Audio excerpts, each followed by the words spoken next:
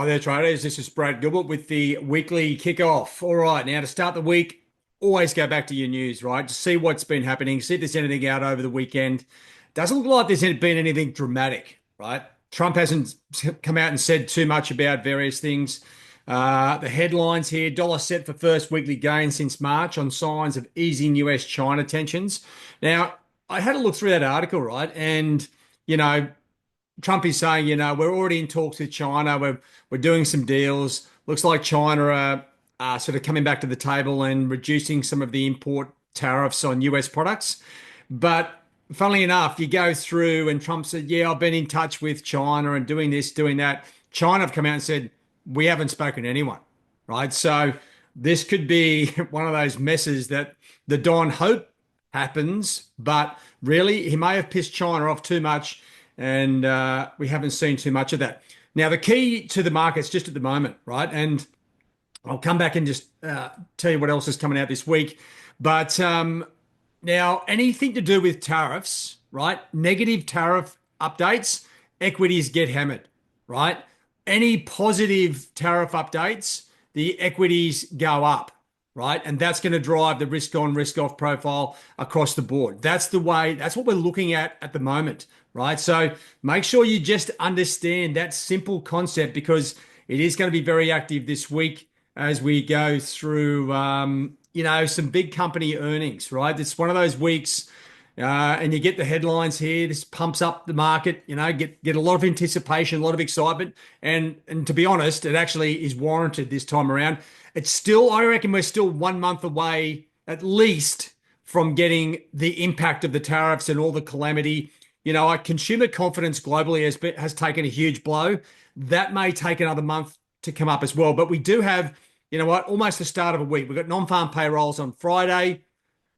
It's not a great trade, but you know what? It's a great insight into what is happening in the market. And I'll show you some other things to look for as well, because sometimes looking at the really big, heavy, high volatile, heavy impacting data is not the way to go. But we've got some really good stuff coming out here on Euro in particular. Now, big company earnings, right? If you have got Metastock, go through the some of these articles. Okay, we've got Apple, you got Microsoft, Amazon, Meta, and what they call that is, if you just have a look below that, where I've just covered it up, they part of the Magnificent Seven, mega cap tech and growth companies, right? So just be aware that that could be. Are they going to be impacted by what Trump's been doing? Probably too early to say. I don't think so. Obviously, the share prices have been going up and down like a yo-yo, but you know what? The overall earnings of these companies may not have changed too much. So that's going to dominate, the general landscape of what the equity markets, the indices are going to be doing this week, right? And some companies have pointed to challenges ahead. Then you've got some, you can read through the rest of it, but you know what? We've got some heavy hitters there. That's going to be something to be very aware of as we go through the week, because you don't want to be sort of sitting here looking for a risk on, risk off profile and then find out that Apple or Microsoft have dropped their numbers and they're really good. It's going up, and you're getting short Euro, Sterling, Aussie, Kiwi. You've just got to know what is driving what. So this week, okay, tariffs, Trump, negative tariff situation. So an escalation of tension between China, negative for the equity markets. De-escalation and a confirmation from China about de-escalation, that's going to be very positive for the equity markets, right? So, and then on top of that, we do have those big heavy hitting tech firms coming out with their earnings, right? So it's going to be pretty exciting. Now, just coming back to piece this together and looking at the markets. Now, I've sort of shrunk the data up a bit here on the charts, right? Just so you can sort of see exactly what's going on, because there's been so much sort of noise that you can sometimes lose track of what's going on. Now, the dollar index was going down sideways, takes a nosedive. Okay, Trump's going to sack Jerome Powell. It bounces back and potential de-escalation with China at the same time. And we're basically back to where we were, right? So if you're looking across most of the instruments, dollar Swiss is a tad higher. look at dollar yen, right? It was getting tanked and now it's back to where it was. So don't think we're seeing some crazy stuff here. If you're looking at euro and sterling in particular, right, you see these same sort of thing, obviously opposite to the dollar, but it's basically back to where we were before the Don started really ruffling some feathers. And same for the Aussie and Kiwi, which are just drifting sideways. They are under more pressure than euro and sterling, primarily because of their connection with China, right? China's their biggest export market. Anything happens to China happens to Aussie and Kiwi. So, like looking at the markets, oil has settled down around 63 bucks, and so has dollar CAD, right? So, right now, at the start of this week, everything looks like, well, we've got fair value for everything, and now you can start to bring in the fundamentals and see what's going on. One of the smart things to do would be, get your daily charts up and get a better perspective of what the dollar is doing. And this is where you can actually see and go, right. So overall, the dollar is actually going down, right? It is, right? That's what we've got. So, and you've got euro sterling going up, dollar yen going down, dollar CAD heading lower. The two odd ones out, as I said, and will continue to say, just because of their connection to China, Aussie and Kiwi really struggling. There will be some catch up at some stage, but it really needs a really positive deal for China. And that's more like 25% tariffs, right? Then you'll see these things fly like you haven't seen before. So that's the long-term perspective. Keep an eye on that as you go through the week. Now, let me just bring you over here to my main page again, because there's some interesting things here to look at, right? So just as we go into the week, now there's a couple of things I wanted to run through. One is looking at the connecting the dots, right? It may not look like it on your calendar, and we don't, and I know a lot of traders don't look too hard at the euro data, but what you need to do is when it comes to euro, it's all about Germany, right? And we do have an amazing week of data coming up. So I'm going to just run you through connecting the dots here on euro this week. It is low impacting, low volatility, but we are going to have a situation where we get all the data we need. And it's actually a shame that all the countries don't do this, right? So what I'm talking about is on Tuesday, right? We get the GfK consumer confidence. Consumer confidence is probably, and this goes for all the countries at this point, one of the key numbers to be looking at, like at the moment, right? You come into Wednesday, German retail sales, okay? Import prices there, but retail sales is the key part. Then the unemployment figures, GDP growth. I just love this because this is like being at the races and having one race after another, and they're all related to the same thing. Okay, inflation numbers. All right. So then you've got, and then on Friday you've got some manufacturing data there as well. So that's to sort of end off the week. So really, we have all the numbers we need with regards to try and work out what is going on in euro, right? And there's been a lot of talk. If you look across the various news pages here, and just bring you back across, you're going to find that there is a lot of talk about replacing the dollar, right, as the global benchmark. So there's a few things in here about that, and actually, here's the same article here on a different page. So, you know what, they need to get some sort of stable investment product like the US Treasuries. They don't really have that. So it's going to be a bit of a struggle. But you know what? That's what's going around, being kicked around. I mean, it has been for years. Like what would replace the dollar? But I tell you what, you look at the overall numbers here, or the actual data coming out this week, it lines up very well for the euro. Now, at the moment, as we start the week, right? So just and let me get you on the right page so you can see exactly what's going on. To start the week, we've got you know what, Treasury yields, US yields are sort of, if anything, sort of they are slightly up, but overall they're just trading sideways. US equities are down, US dollar index is up. So we've got a classic risk off profile. Euro, sterling, Aussie, Kiwi sort of drifting lower on the short term. Now, what have we got here? Currencies in the zone. We've got some and sterling, Aussie, and Euro, Kiwi have been sort of there or thereabouts the last couple of days, right? Sterling Aussie is in the buy zone on the short-term charts. Euro Kiwi's on the buy zone in the long-term charts, and then you've got Kiwi Swiss, right? This is a bit of a left field like cross. It is bearish, and it is in the sell zone on the long-term charts there as well. So there's some trades that are worth checking out. Could lead you into some opportunities that you otherwise wouldn't even look at, right? So that's the key part to it. You'll find the full setup here on the live trade signals. Now we've got some good things in play here, right? And like Aussie, right? All you're waiting for is it to get into an optimum sell zone. That would be what I'll be looking for. Euro Swiss, a little bit confusing. Buy zone, short term, sell zone, long term. That's enough to sort of throw me off a touch.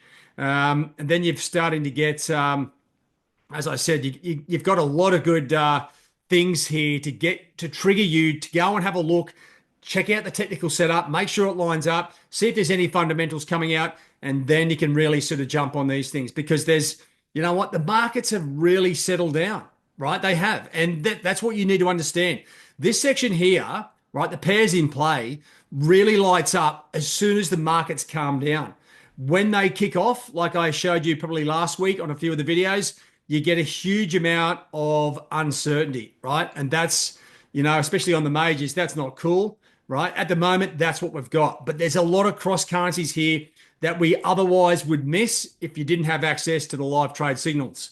All right, now I've already covered one of the live trading sessions this week, connecting the dots on Euro. If you want to join, just click the button. Now, one of the other, there's a lot of important or key numbers coming out this week, right? Non-farm payrolls Friday. It's the last stop saloon, right? It's like watching one of those old Western movies where everyone's shooting up everything. That's what the non-farm payrolls is for me. I'd like to see what the data is to see what's happening on the dollar overall. See if those tariffs or consumer confidence that has been rattled, if it's impacting the employment numbers yet. That's what we're looking for, right? More of a longer term perspective. The Aussie, right, we're starting to see the RBA roll over. Inflation numbers are all over the shop. They are expected to fall pretty quickly. If that happens, we could see, or if they remain strong, we could see some very clear action here on the Aussie. I think it's a great opportunity to get into the Aussie, if not the trade itself, understand where the soft side of the market is. And as the US numbers come out this week, we can really piece that together, right? So make sure you check out those live sessions and don't forget the live session archive. Now, just coming back to the calendar, actually, let me just bring up trading economics. It's a little bit easier to see. Now, I've just dropped it back to sort of the medium to high impacting numbers, right? So that gives you an idea of what's going on. Now, this is really, it's the last week of the month, but you know what? Thursday's the 1st, Friday the 2nd. So you've got a whole bunch of numbers. As I was just going through, this is where I was sort of looking through and going, wow, we've got like Germany. And I mean, I know there's some Eurozone numbers here, but German data is the key to Europe, right? If there's any big changes here, it's significant. And you know what? The German economy, like most things they build, is very steady, right? So if there's any changes here, it could get the wobbly boot and give us a really good angle into getting into the euro, right? So then as you come through, like you look through the week, Wednesday really kicks off, right? That's when the week really starts. Then you come into Thursday. You got Wednesday, you got the PCE price index. There's a lot of hype around this number. I think it's more media driven than anything else.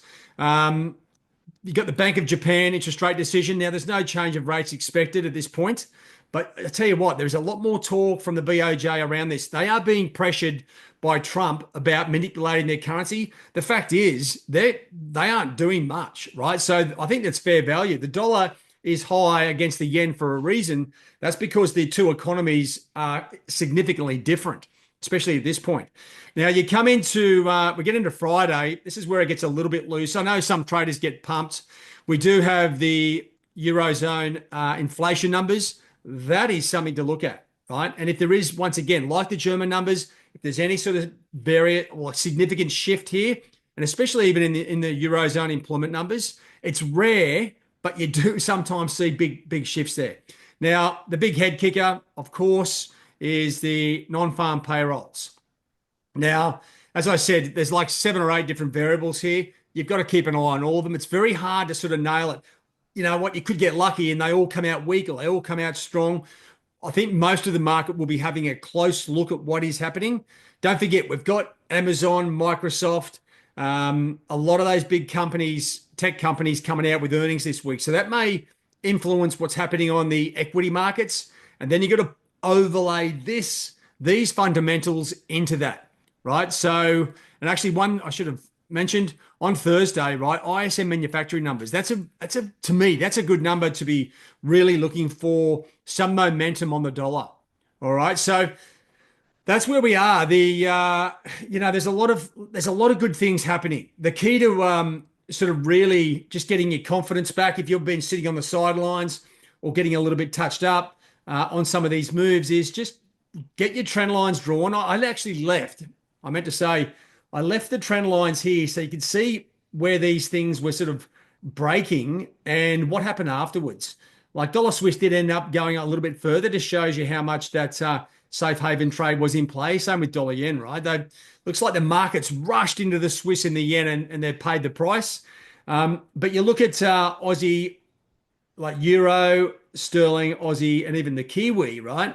Yeah, it broke some like at technical levels, but then just drifted sideways. The market had no idea which way to play it, right? Especially after Trump backs down from Powell. And I'll tell you what, the market is, or traders in general, are going to lose a bit of confidence in Trump. He has come out and said, yeah, we're going to get sacked Jerome Powell, right? Which would be just a travesty and massive dollar sell off. And then the next day comes out and says, oh, I had no intention of doing that. It's like, Don, mate, you're really messing up the apple cart here. But so what we've got markets that are calm. They are waiting for the next leg of direction. And that's where the fundamentals are going to come in. I think Trump has probably learned his lesson. The key for me is, does China actually are they going to come to the table and say, yeah, we are talking to the US or not? Right? That is pretty key to it because this could be Don just walking around beating his own drum, giving himself a pat in the back, going, yeah, we've really stirred the pot here. We've got China back to the table. We're giving them tariffs, not 145%, but maybe 50. Who knows? Anyway, the key is any negative talk from tariffs or impact. So an escalation of tension with China, you're going to see the equity markets belted, right? And that'll probably see the dollar go as well. And that discombobulates the market. Positive stuff, equities rally, dollar probably rallies. That's what we've been seeing at the end of last week. But let's just piece it together. We've got a full new month of data coming out. It's exciting. As I said, we've got a bit of a sleeper here with all these German numbers coming out. I just love the shape of this. It's like every day we get another piece of the puzzle. You can actually really walk into some good opportunities. And don't forget, I should have mentioned consumer confidence numbers here out of the US, right, on Tuesday. Any consumer confidence numbers at the moment will be key, right? This is where like third tier, fourth tier numbers become top tier because of what's happening in the market. All right, that's the week ahead, guys. It's good, right? I think everything's calmed down. Keep an eye on those live trade signals. We'll sort of see how they sort of pan out, and that's it, right? Lots going on. Remain calm. Look for the opportunities, and let's strike when the opportunities. It's like when a boxer lifts up his chin, you just pop him on the chin. All right, guys, that's it from me. Have a good one. All the best. Cheerio.